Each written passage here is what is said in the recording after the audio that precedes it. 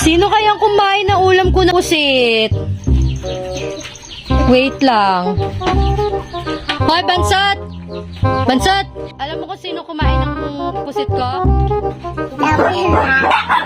O yan na, ikaw siguro kumain nun, no? Ay, lalong hindi ako yung malay ko.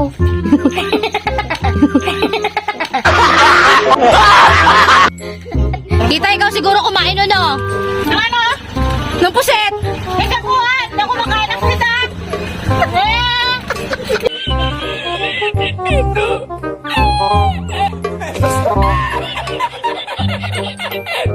Sino kayang kumain ng pusit ko na yun?